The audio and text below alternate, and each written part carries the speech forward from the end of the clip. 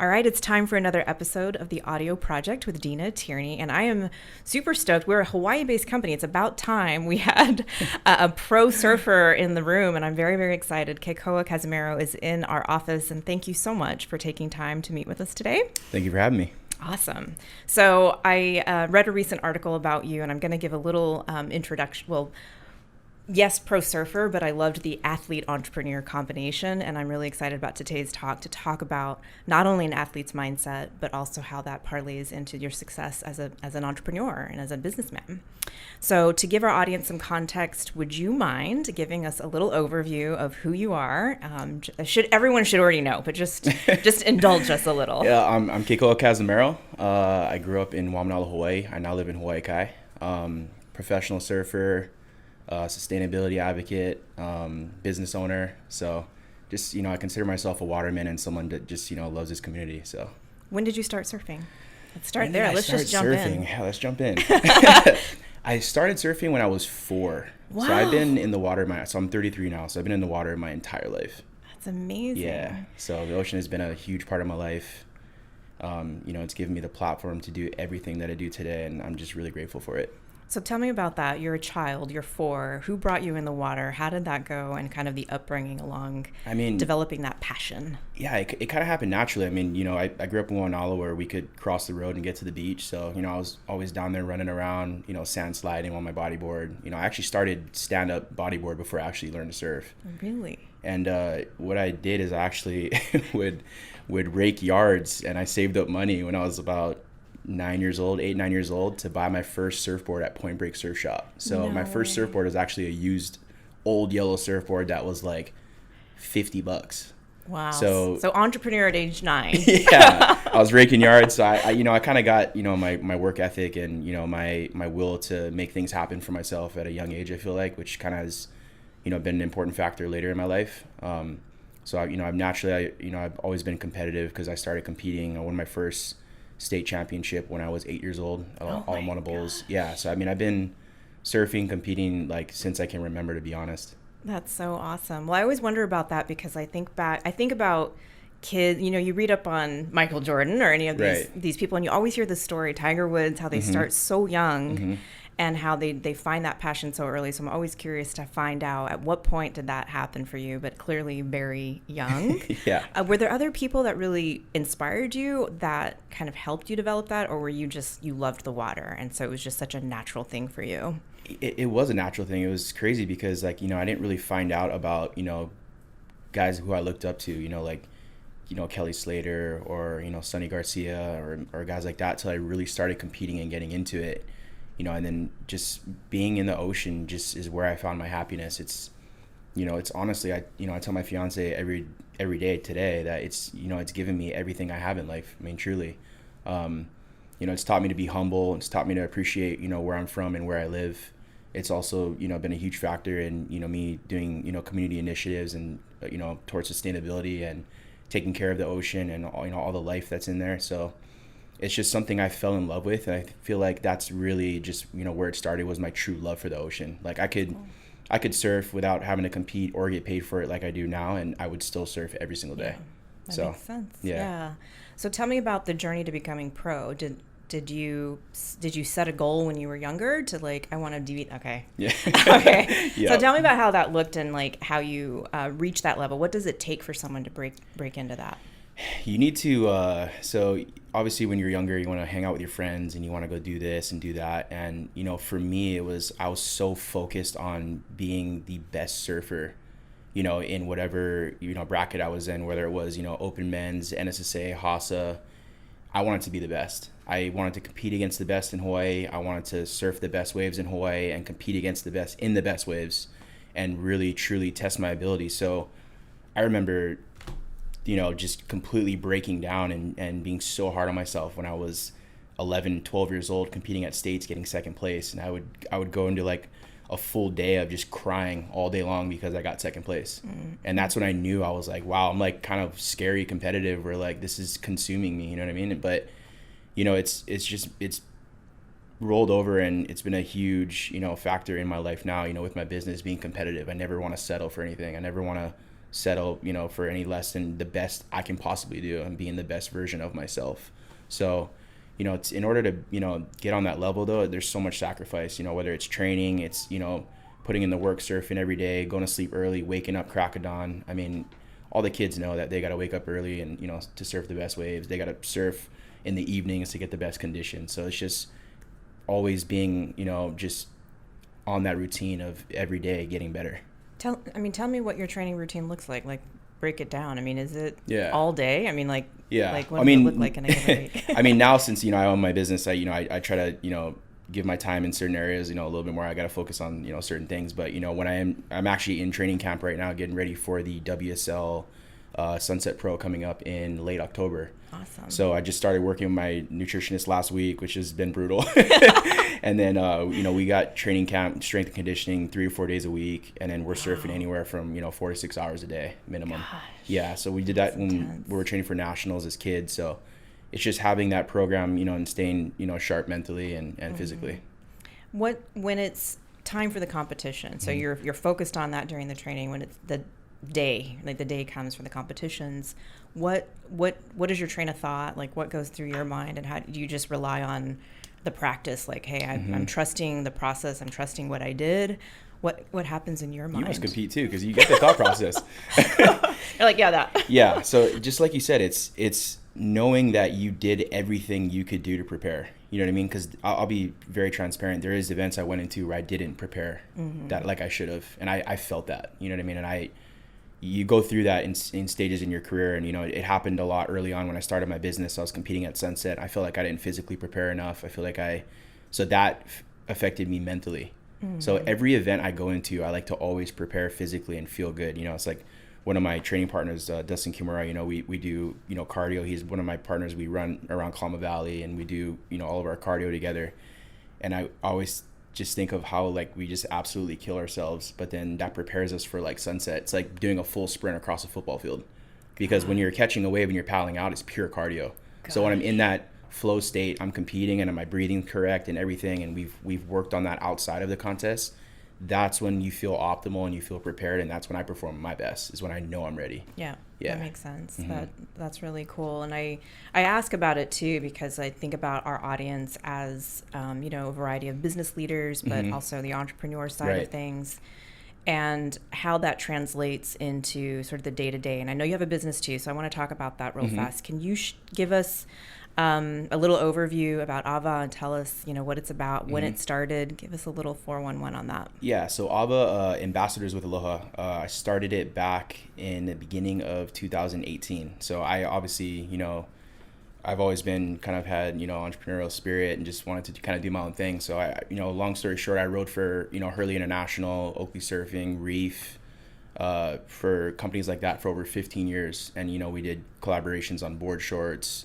We did mini collections together, capsules. So that was always my passion, was connecting with my fans, not only through my surfing, but creating cool product of like stuff that I came up with creatively. So I was able to, roll over into that kind of, but, the logistics of, owning your own business, production, shipping, EDI, all that stuff is stuff that I was completely green to. So I had to take a bit of a crash course, really, learn on the go, and I'm thankful because, now I'm partnered with, my partner now, Josh Merrill, owns one of the largest manufacturing and production facilities in Northern America. And I learned everything I know from him. And, it's been an amazing transition, because I've, taken what I've learned from surfing and competing and, being in uncomfortable situations. And that's the only way really, truly you're going to grow in business is by surrounding yourself by people who are better than you. They're smarter than you. They're wealthier than you. And that's the mindset I've had. I don't ever want to be the guy in the room where I know everything. I want to be the guy, and I'm never ashamed to ask questions. And you have to be that way in surfing too. If you're going to have, this ego, or you're going to feel like you're the best and you have no room for improvement, you're never going to get better. And I had to take that and really factor that into my business mindset as well. And that's how I just became a sponge, and I just learned. Yep. So I sat around, I asked questions, even sometimes when I felt stupid, I still asked that question and I learned. And people would, walk out of rooms after. I'm sitting in a room of, 12 guys in our conference room. They're all twice my age, and they walk out, they go, hey, it's really refreshing to see a kid that doesn't know it all. And I was like, I just want to learn. I'm not here to act like I know everything. I'm here to learn from you guys, because you guys have been in this industry for 30 plus years, and you guys are all pioneers in the industry, and I have nothing but respect for you guys, so I want to learn. So that was my mindset, kind of transitioning over. I love that. Yeah, I'm really big on always having a beginner's mindset, always having a lifelong learning, and that was a great example. And I think tied to that, I'm curious, like you mentioned always having people around you that can elevate you, that are better than you. How did you find the partner, or how did you get into what kind of tips, or how would you sort of lay that out for someone to say, here's how you get these connections? Were there any interesting stories from your kind of partnerships that you developed along the way? Yeah, and it crosses over back to surfing. I made these great relationships over the years, and I've won events, and I've made relationships with guys like Pat Tenori, the founder of Ruka, because at one point I was actually going to ride for Ruka, and just never worked out because I was with Hurley for, like I said, 15 years. So even Bob Hurley has given me so much advice on my brand now, and these are all guys who have created Hurley, Ruka, and you're talking about and my partner does all of their production for them for the last 20 plus years. So, it's just been, a learning curve for me, but, surrounding yourself with people like that and, being in the surf world and, my interest for that side of the business, a lot of surfers just surf, compete, that's it. I was always really curious about that other side of the business. Like when I went to Hurley headquarters and I got the tours, like I was in the office, I was like looking around and like trying to learn stuff and going into design room. And Bob's like, oh, you like this stuff? I was like, I love this stuff. I mean, obviously I'm in it now. Yeah. So, just, cut and sew, all that stuff has always been a passion of mine. But like you said, just, surrounding yourself with the right people and making meaningful relationships and just learning and just, beginner's mindset. Like you said, I just always want to learn. I never want to be the guy that knows everything. And, it's been working for me. And, we're on the right path right now with my company. It's becoming profitable. We have great retail partners now, island wide in Japan, West Coast, East Coast. So that's so awesome. Excited. Well, in hearing you say that, what I hear is that you worked hard and you proved yourself as an amazing athlete, and you got yourself that attention. It built you those then you could actually have that connection to make with someone. You got to establish that credibility through all the hard work that you put in since you were 4. Right. So, yes. I mean, I can't just roll up to the the games and be like, hey, Ruka, you guys want to talk? Yeah. You're absolutely right. That's why I make it known to you, and I always say this, whether it's on my social post, the ocean has given me everything. The ocean, that's why I have so much love for it, and I feel like I'm at a point in my life where I feel the need to give back to it and give back to our coastlines, our ecosystems, because the ocean's given me everything. It gave me the platform to do what I'm doing. It's given me, the relationships I have to even do what I'm doing now. And it's my life's work, because, for me, it was hard to accept the fact that I wasn't going to be on the WSL World Tour. That was always the end goal for me. I wanted to perform at the highest level, compete at the highest level, and it didn't happen. I had one of the most successful amateur careers ever. I was the only person to win 5 consecutive state titles here in Hawaii. Amazing. And, it was just written everywhere that I was going to be on tour. And unfortunately, the way the WSL is set up is, we surf waves that, in Virginia Beach or Huntington Beach to qualify to waves that surf Tahiti and Fiji, which to me doesn't really make sense of the format. And I let WSL know that all the time. They know how I feel. So I had to go surf all these waves that are, knee high in order to compete to surf the biggest, most perfect waves in the world. And for me, it didn't work out. It's like, I perform well. I perform good in good waves. So for me to accept the fact that I wasn't going to be on the world, Surf League World Championship Tour, it was heartbreaking for me. But, now that I look back on it, I am where I am now, and I'm in a position where I'm going to be able to set up my family for the rest of my life if our projections continue to go the way they're supposed to go. And I just stay on the path I'm in now. It's like, this is what I was meant to do. I'm still able to surf, and it's so cool because now I'm in a position to sponsor these young kids that are surfing. We have, Mateus, we got this kid Ian Montgomery, and we have all these young kids in the community that want to ride for my brand, and I'm able to give them gear, and they're stoked. And it's like, that's come full circle for me. That's so rewarding. Now I'm the guy hooking all these cool kids up around my community, and they're all like, can we get sponsored? Can we get stickers? And I remember that was me. Yeah. So this is where I'm meant to be. I know, God had a plan for me, and this is always where I was meant to be. So it's really cool to kind of be in a position I'm in now. Cool. I want to ask you about the brand aesthetic. Yeah. Before I do, what is the tallest wave? You got to tell me that. When you said knee high, I was like, wait a minute. Yeah, that's what we were competing on. The biggest wave probably I've ever surfed would probably be Hawaiian style. Let me think about this. So 18 to 20. So 40 foot, 36, 40 foot face. Yeah, I can't even. size of a telephone pole, maybe. I can't even picture it. Yeah, I can't. it's a Fathom giant it. wall of water coming at you, and you're like, oh, this is a big wall of water coming at me. So, like I said, just being prepared and being in a position where you can handle that, and you've worked your whole life to be able to surf it. Because once you take that drop, you make that wave, it's life changing. That's amazing. Yeah. Like, I can't even imagine. It's really hard to fathom. It's hard to even fathom how you train for that. I know I'm going a little tangential, but I'm like, No. how do they teach you that? Like, okay, Oh. is it the same, the discipline that you learn at a 4 foot or however many, Mm-hmm. it's the same principles, or does it start to change when it gets bigger and bigger? Oh, it changes. I mean, you obviously Yeah. have to be prepared to be held underwater for a long period of time. So, like, Kimo Middlesworth used to train, Zeke Lau and I. He's actually on the championship tour now. He's one of my really good friends, and he was my training partner. And we train in Kamehameha, the Olympic pool, and we'd be, strapping harnesses around our waist that would stop us from moving anywhere, and we'd be doing like full minute-long sprints in the pool. So you feel like you're drowning, God. and you're having to, keep your breath and focus on your breathing, so you don't just, you know what I mean. So it's putting Other yourself in conditioning. uncomfortable situations, whether it's rock running underwater at Waimea, and getting on the beach, running sprints down the beach, right back out.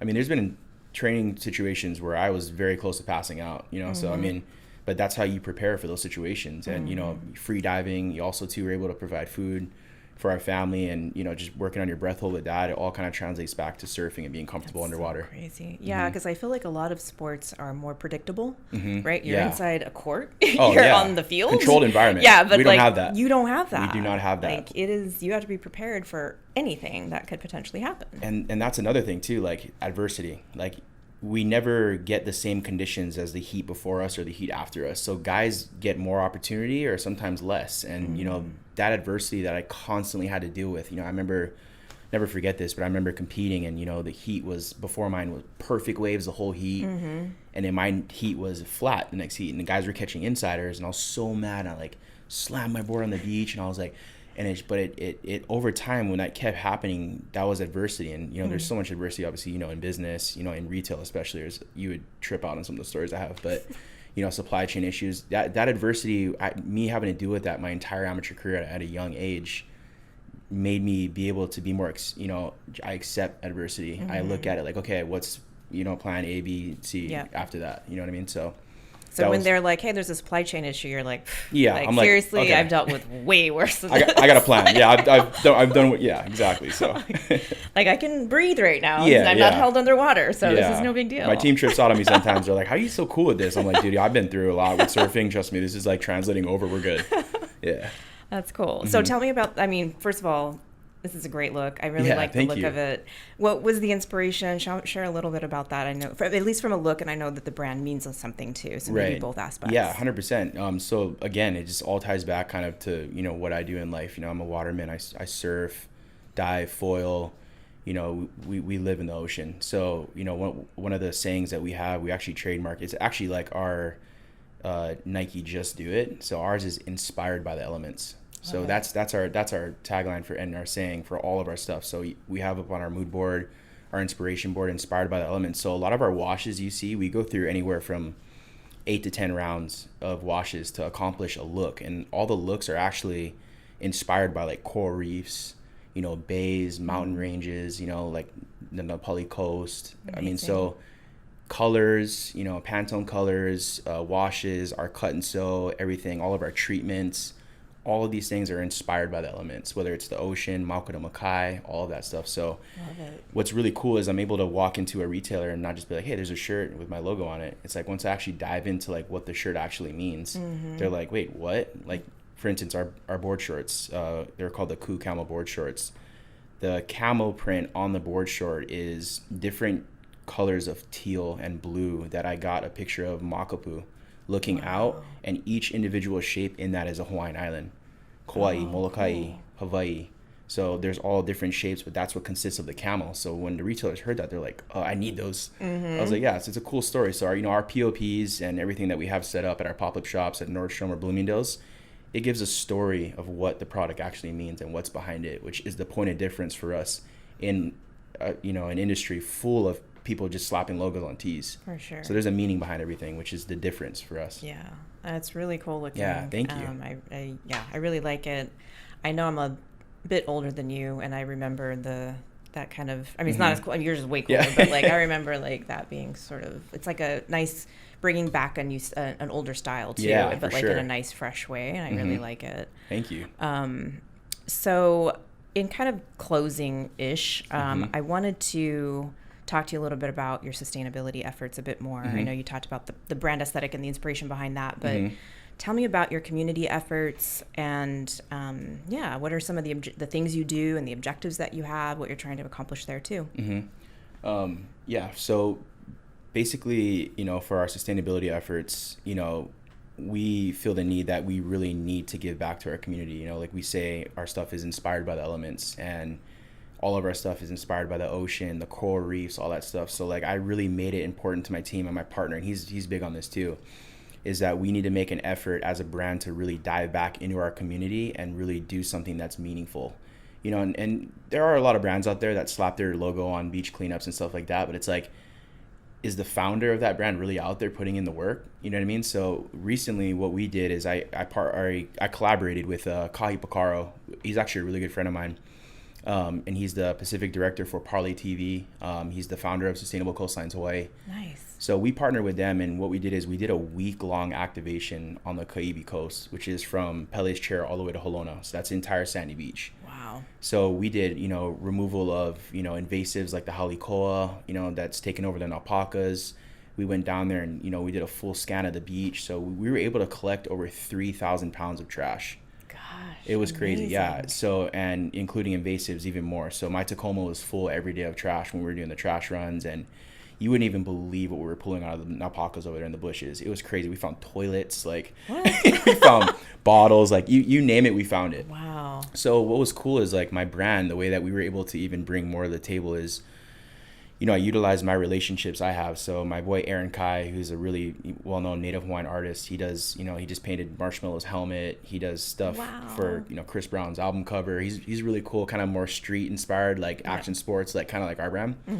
So we did a collaboration with him, and he designed a little mini collection. So what we did is we donated all the proceeds from that mini collection back to all the Native Hawaiian organizations and nonprofits that donated their time to come down and bring their volunteers to do all these beach cleanups. Marine Animal Response, Huinalu, Livable Hawaii Kai, Sustainable Coastlines Hawaii, Parley TV. So all of them, we were able to raise money and give money back to those organizations so they can keep doing what they're doing and preserving our ecosystems and coastlines.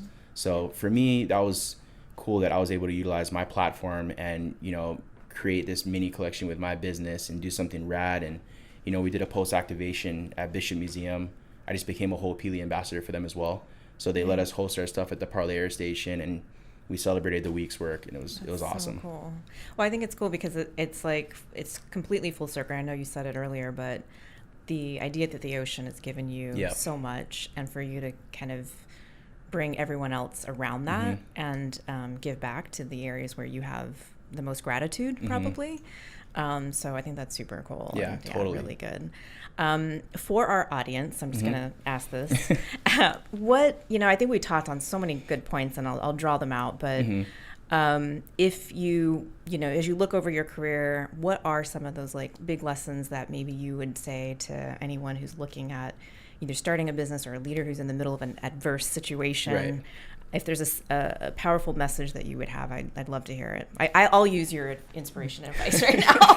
I need it. Do not give up. I love it. There are going to be days, whether if you're trying to become the best athlete, best version of yourself competing, or you're a business owner running your own business, or you're working your way up to be a very important person within that business. There's going to be days where you're sitting there and you're like, what am I doing? Like, am I just like completely like in the, like, why? There's going to be, I'm being transparent. I wake up sometimes and I'm like, I look at my fiance and I'm like, whoa, like, are we still doing this? Like, she's like, she looks at me and she goes, you remember all those days you sacrificed, all the things we sacrificed, this day, that day, point stuff out, like it's the things that we've been doing, building it. And it's been, enjoy the journey too.